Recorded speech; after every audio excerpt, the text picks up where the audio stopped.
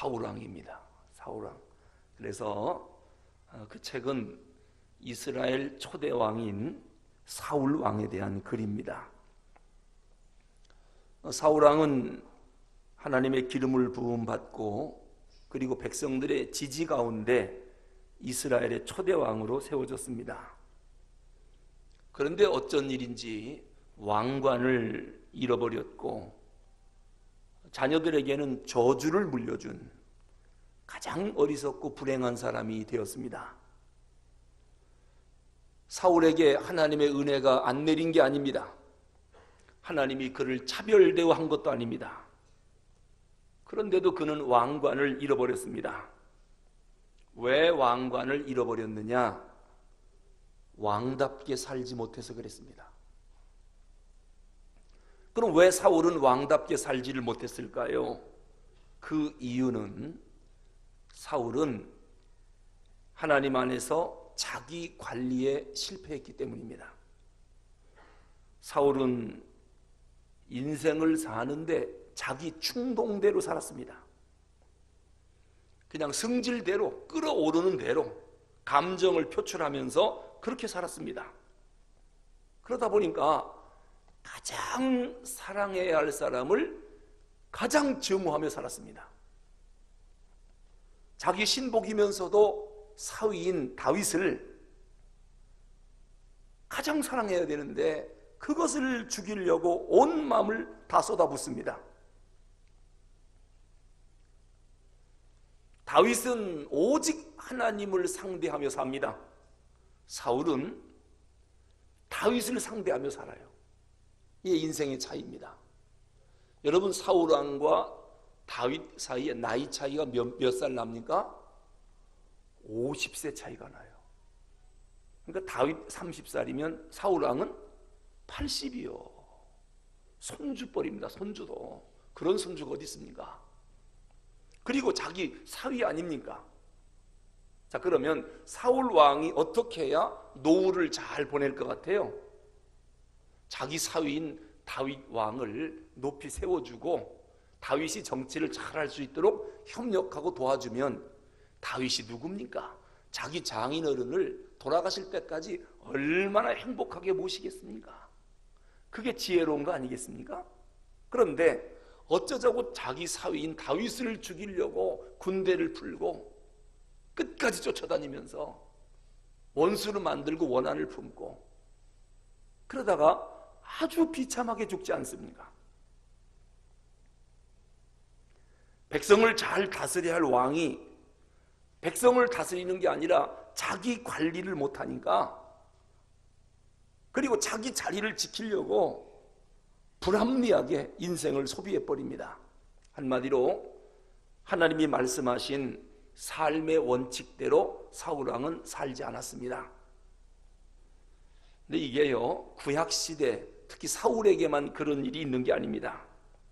오늘 우리 가운데도 왕같은 제사장으로 부름을 받았는데 왕권을 잃어버리고 사는 사람들이 상당히 많습니다. 여러분, 하나님이 우리를 하나님의 자녀로 삼아주셨습니다. 그래서 우리에게 왕권이 있습니다. 왕적인 권세가 있습니다. 그런데 이 왕권을 갖고 약속을 안 지키고 하나님의 법대로 안 살고 무법천지로 사는 사람들이 있습니다. 그래서 하나님이 우리에게 주신 통치권을 벌써 잃어버렸습니다. 그냥 세속에 이끌려 사는 사람들이 얼마나 많은지 모릅니다. 그러니까 사울 왕만 욕하지 마십시오. 그래서 우리는 사울을 가만히 보면 아, 인생은 이렇게 살면 망하는구나. 나만 망하는 게 아니라 자손 대대로 망하는구나. 그것의 모델이 사울 왕입니다. 반면에 우리가 다윗을 보면 물론 다윗도 허물이 있고 연약함이 있습니다만은 다윗은 이렇게 살았더니 당대뿐만 아니라 그의 후손들까지 복을 받아서 대대로 왕권을 계승하는 그러한 사람이 되더라. 사울과 다윗이 아주 극과 극입니다. 사울왕 가만히 보면 출발이 좋았습니다. 그런데 얼마 못 가서 삐딱하게 삽니다. 사무엘상 13장 13절 이하에 보면 사무엘이 사울에게 이르되 왕이 망령되게 행하였도다. 왕의 하나님 여호와께서 왕에게 내리신 명령을 지키지 아니하였도다. 그리하였더라면, 즉 하나님의 명령을 지키고 살았더라면 여호와께서 이스라엘 위에, 이스라엘 왕 자리에 왕의 나라를 영원히 세웠을 것입니다. 이렇게 말합니다. 사울 왕이 뭘 안 지켰습니까? 여호와께서 왕에게 내린 명령을 지키지 않았다는 겁니다.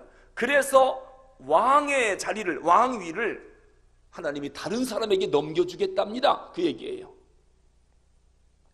사실 사울 왕이 하나님 명령대로 잘 살았으면 이 왕위가 다윗에게 안 넘어가고 사울의 아들인 요나단과 그 후손에게로 이스라엘 왕 자리가 넘어갔을 것입니다. 그런데 사울이 하나님의 명령을 버리는 순간 사울 왕과는 기울어졌고, 반대로 하나님의 명령대로 순종한 다윗은 드디어 일어나기 시작하는 것입니다. 두 가문을 우리가 지금 비교하는데요, 그건 옛날 구약시대만 그랬던 게 아니라 이 두 가문의 이야기는 오늘날도 있습니다. 18세기 말에 미국의 두 가문을 조사한 것, 아마 여러분들이 들은 바가 있을 것입니다. 조나단 가문과 스미스 가문, 잘 아시죠? 조나단과 스미스는 청년 시절부터 한 동네에서 같이 자랐습니다. 그리고 비슷한 시기에 둘 다 결혼했습니다.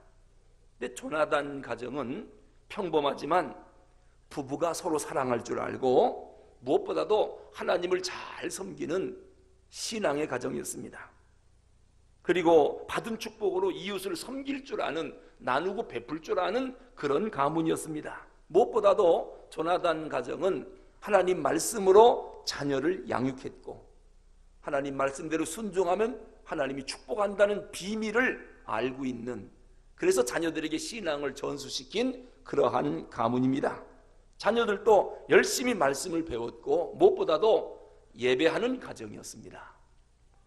그런데 비해서 스미스 가정은 술과 마약은 기본이고 도박으로 인생을 다 보냈습니다. 당연히 하나님과 관계가 단절됐지요. 자녀 교육은 엉망이었고 신앙 교육 전혀 없었습니다. 무관심합니다. 이렇게 두 가문이 한 동네에서 산 것이지요. 그렇게 시간이 흘러서 200년이 지났습니다. 1966년 어느 날 데이빗 옥스버그 박사가 이 두 가문을 조사해 봤습니다.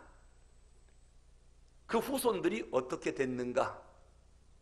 조나단 가문에는 부통령이 하나가 나왔고, 목사가 125명, 대학교 총장이 13명, 대학 교수가 66명, 의사가 68명, 장관과 차관이 82명, 변호사가 149명, 판사, 검사가 48명, 그리고 미국을 이끌어가는 내노라 할 만한 사업가가 75명, 발명가가 25명, 미국에 영향력을 줄 만한 좋은 책을 조나단 가문에서만 120여 권이 나왔습니다.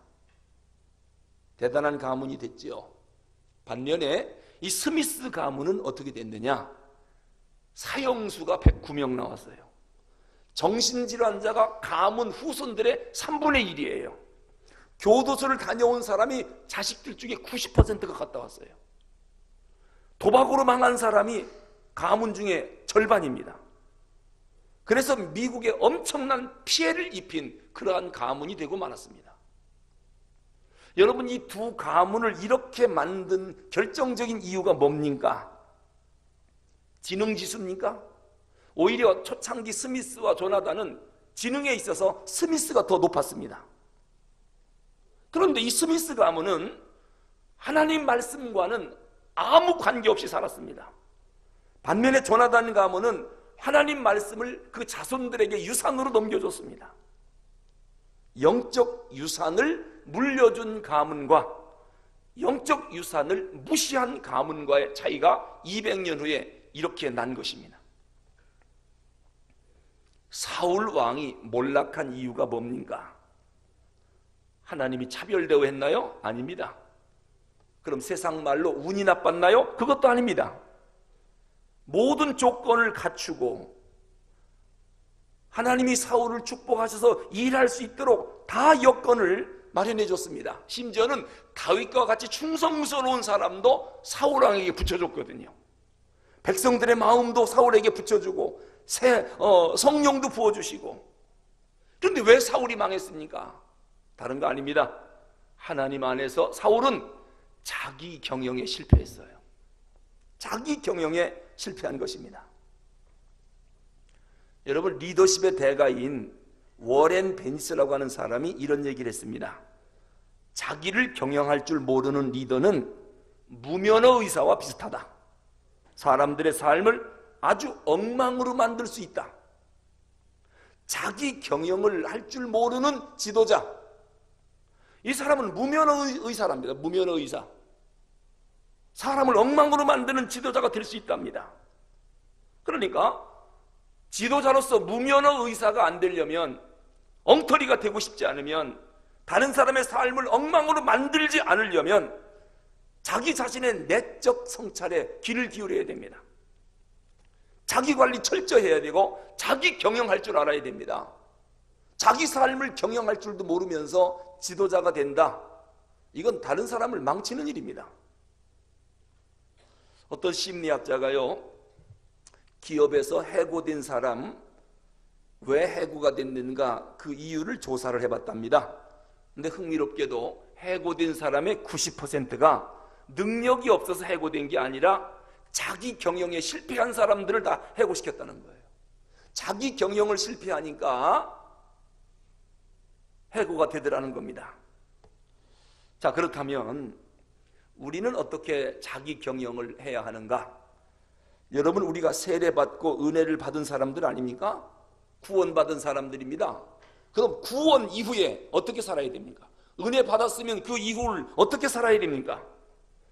사람들이 망하는 것은 은혜를 못 받아서 망하는 게 아닙니다.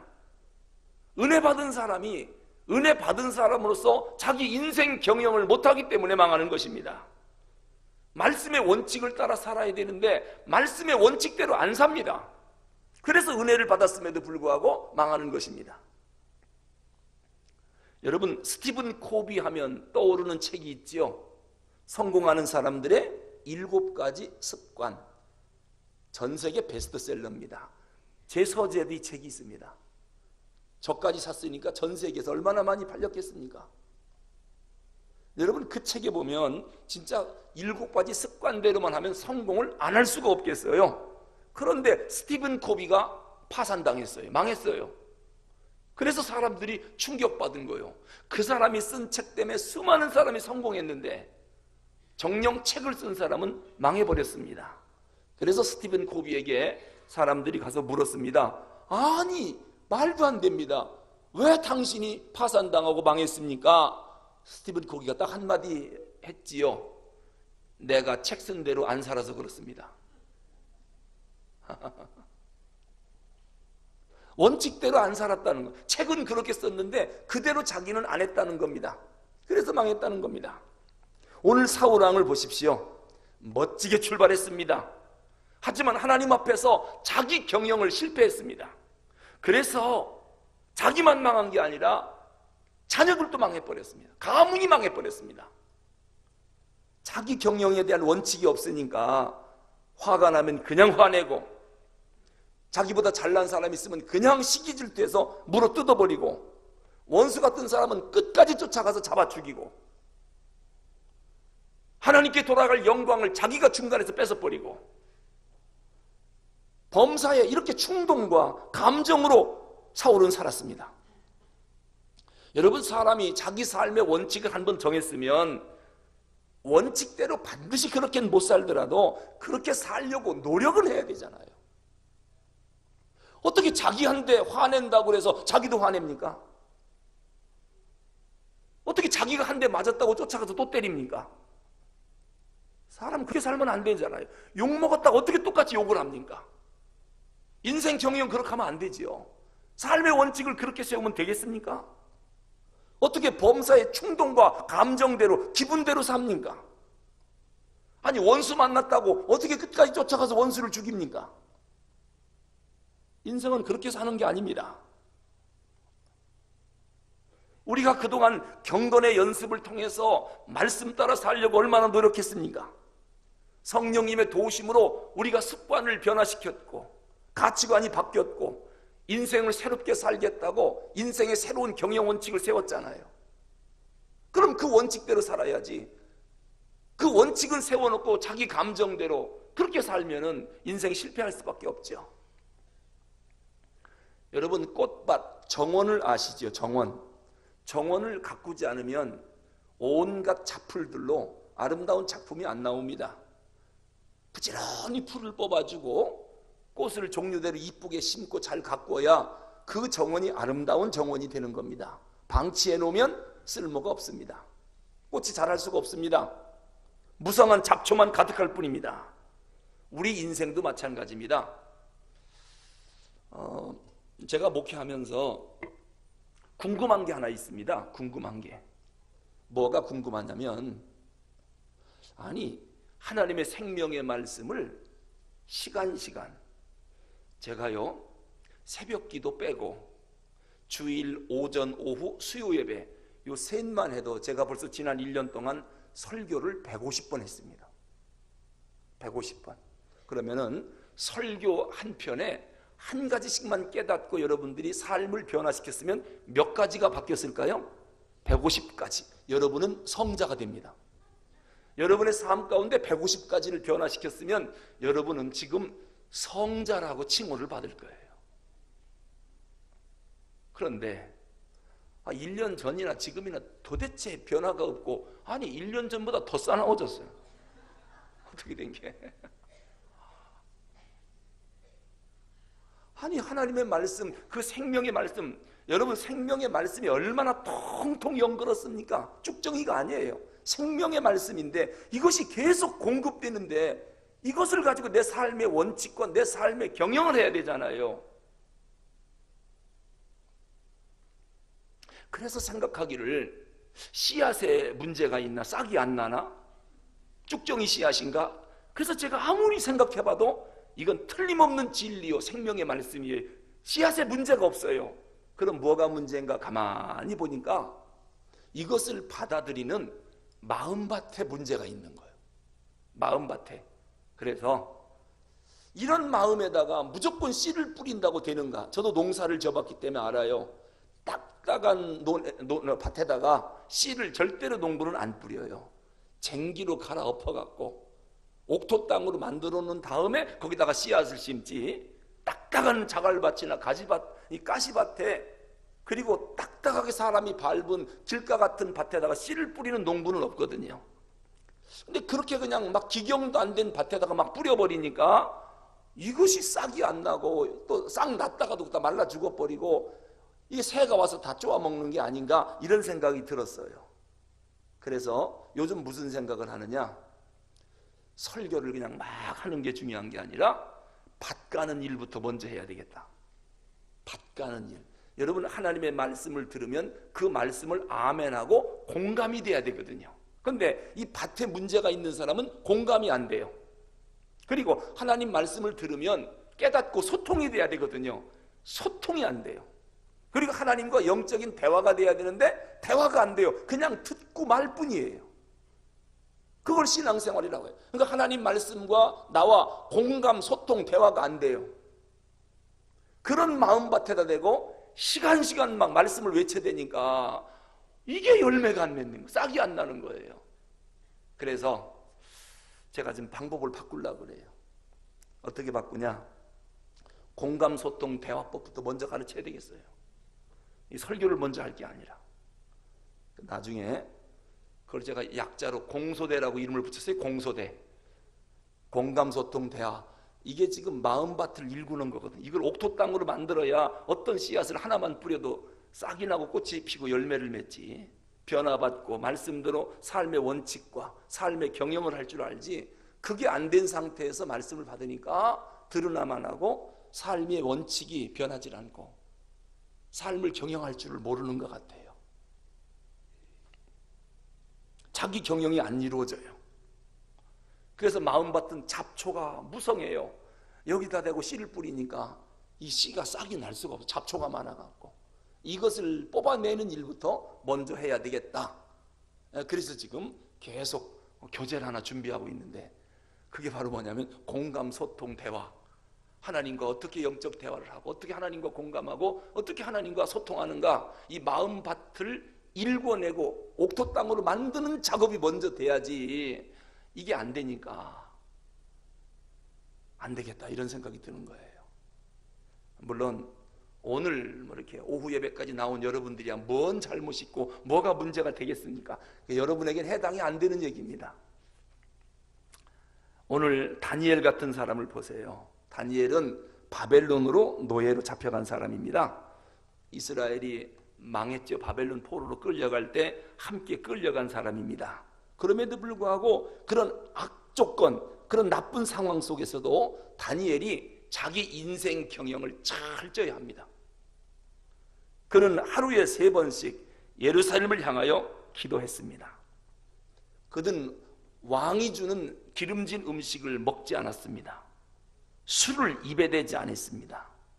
죽는 한이 있더라도 우상에게 절하지 않았습니다. 하나님과 친밀한 만남을 날마다 가졌습니다. 이것이 다니엘의 자기 경영입니다. 아무리 포로민으로 불행하게 나라가 망해서 끌려가 고통을 당하지만 하나님 앞에 자기 인생 경영은 절대로 포기하지 않습니다. 그래서 어떻게 됐습니까? 다니엘을 하나님이 기름 부어 쓰시니까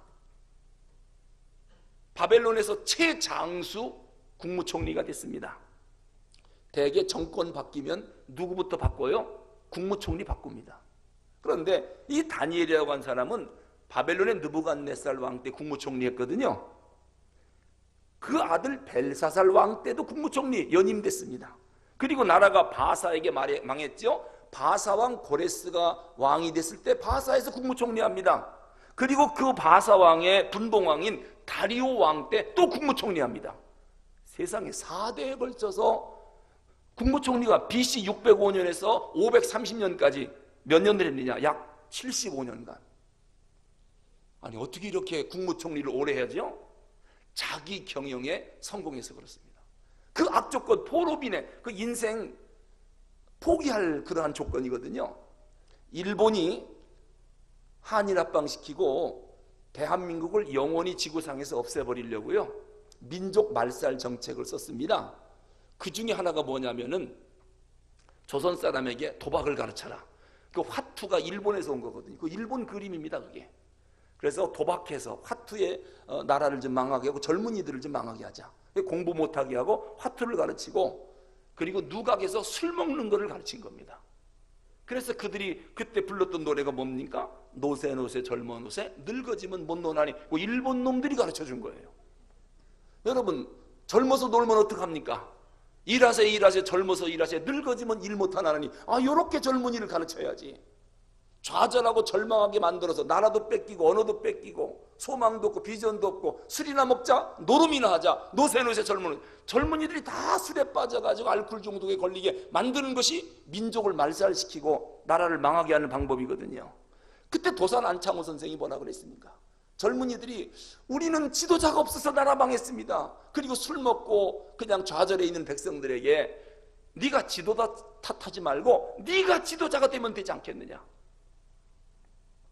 이 안창호 선생이 젊은이들 일깨우려고 얼마나 애쓰고 다녔는지 모릅니다. 민족을 다시 재각성시키고 자기 경영을 하게 하려고 말입니다. 요즘 신앙인들에게 이런 삶의 원칙들이 너무너무 무너진 것을 보면서 얼마나 안타까운지 모릅니다. 여러분 하나님 앞에 정말 다니엘처럼 쓰임받기 원합니까? 상황이 어떠든지 간에 첫째, 예배는 생명입니다. 예배 소홀히 하고 뭐가 될 거다 기대하지 마세요. 아시겠습니까? 예배 실패하고 뭔가 하나님이 복 주겠지? 아마 그렇게 되진 않을 것입니다. 축복은 하나님께 예배하는 자에게 주시는 선물입니다. 그리고 아무리 바쁘든 힘들든 어렵든 내 삶의 원칙 가운데 하나가 뭡니까? 기도입니다. 기도할 땐 막 하고 안 할 땐 일체 안 하고 그러면 안 되지요. 새벽을 깨워야 되는 거 아닙니까? 자기 삶의 경영이 있어야지요. 어떤 일이 있어도 성경은 하루도 빼놓지 말고 열심히 묵상하고 읽어야지요. 힘들다고 안 읽고 이제는 좀 편하다고 일이 잘 된다고 성경도 읽고 그러면 안 되지요. 우리 삶에 대한 하나님의 원칙, 삶의 경영의 원칙이 반드시 있어야 됩니다. 하나님께서 쓰시는 사람들, 어떤 사람을 쓰시는가 성경을 보면 알 수 있잖아요. 하나님은 어떤 사람을 관심 없어 하고 버리는가 성경 읽어보면 알잖아요. 하나님이 우리에게 삶의 원칙을 주셨습니다. 어디서 주셨느냐? 드디어 5개 광야 학교 가운데 마지막 학교가 시내 광야입니다. 시내 광야에서 모세를 시내 산으로 부르시더니 택한 이스라엘 백성들의 삶의 원칙을 하나님이 주셨습니다. 그게 바로 뭡니까? 십계명입니다. 우리 인생에 대한 하나님의 철학, 우리 인생에 대한 하나님의 원리, 이것을 모세를 통해서 우리에게 알려줬습니다. 하나님의 경영 원칙, 이것을 중심으로 우리 인생을 계획하랍니다. 여러분, 인생을 어떻게 살아야 되느냐? 하나님이 우리에게 주신 인생 경영 원칙인 십계명을 앞에 딱 놓고 이것이 내 삶의 경영의 기준이 돼서 십계명을 중심으로 인생 계획을 세우는 겁니다. 그러면 하나님처럼 우리도 사람을 살리는 사람이 될 것이고 이 시대에 다니엘처럼 쓰임받는 사람이 될 것입니다. 이스라엘 백성들이 출애굽하지요. 출애굽할 때 유월절 사건이 있습니다. 이미 우리가 배웠습니다. 구원의 첫 출발입니다. 어린 양의 피를 문설주에 바르고 그들은 구원받았습니다. 그러면서 구름 기둥을 따라, 즉 성령님의 인도로 홍해를 건넙니다. 이게 바로 세례받는 겁니다. 홍해는 죽음의 바다입니다. 내가 건널 수 없는 바다입니다. 거기를 하나님이 건너가게 합니다. 그러면서 이제부터는 내 생각대로 사는 게 아니라, 왜요? 세례는 물속에 들어가는 거거든요. 자아의 죽음을 의미합니다. 거기서 나는 죽은 것입니다. 자아가 죽은 것입니다. 그리고 세례받음으로 새로운 인생으로 출발하는 겁니다. 이걸 세례라고 합니다. 그러니까 세례받은 사람은 자기가 이미 죽은 사람입니다. 그 다음에 우리를 광야로 이끌어갑니다. 하나님은 광야의 5개 학교를 통과시키면서 훈련을 시키는데 거기서 하나님이 원하는 게 뭡니까? 네가 붙잡고 있던 것을 다 내려놓으라는 겁니다. 너희가 했던 기대도 다 내려놔라. 광야는 내가 아닌 그리스도가 주인이 되는 그것을 훈련시키는 곳이 광야입니다. 예수님이 내 인생 주인을 내 인생의 주인으로 삼고 사는 법을 훈련시키는 학교가 광야 5개 학교입니다. 그거를 통과하면서 뭘 깨닫느냐? 삶의 원칙이 세워집니다. 무슨 원칙? 내가 나를 붙잡아봐야 아무 소용이 없구나. 내 고집 부려봐야 깨지는 것밖에 없구나. 이것을 광야 학교를 지나오면서 깨닫는 겁니다. 그래서 이제부터 삶의 원칙을 세워요. 이제는 내 생각대로 안 살겠다. 하나님이 세워준 원칙대로 내가 살겠다. 이걸 광야 학교 통과하면서 깨닫는 거거든요. 그럼 하나님이 나에게 주신 원칙이 뭐냐? 5번째 광야 학교인 시내 광야에서 주신 십계명입니다. 이 십계명이 내 삶의 원칙입니다.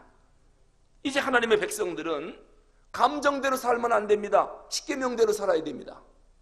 충동대로 살면 안 됩니다. 십계명대로 살아야 됩니다. 이게 하나님이 우리에게 주신 삶의 원칙이거든요. 규칙이거든요. 그걸 가지고 내 인생을 경영해야 됩니다. 그래서 십계명을 주신 것입니다.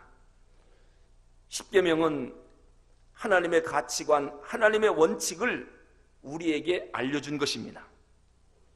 십계명 가운데 처음 4계명, 1에서 4까지 계명은 하나님 섬기는 법, 어떻게 하면 하나님을 사랑하고 하나님을 높이는가, 그 법을 우리에게 알려줬습니다.